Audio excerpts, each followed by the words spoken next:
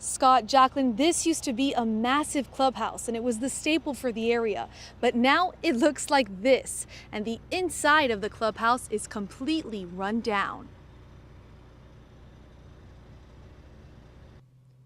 The Sabal Trace Golf Course was foreclosed back in 2015, and since then it's sat here, abandoned and falling apart, with no plans for a future.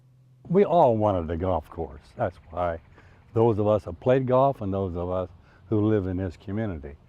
But it was becoming more apparent that it was impossible. Nobody was going to build a golf course. So then, in 2017, it sold at an auction for $2.7 million to a Tampa-based development company, GNP Partners.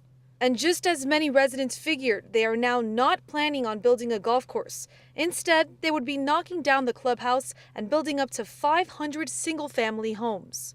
It makes me sick.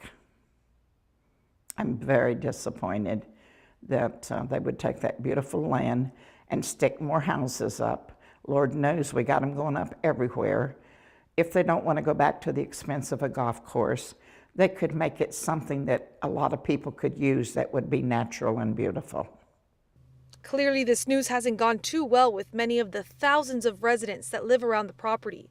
But the Homeowners Association says they've been working with the developers and their engineers to find some common ground.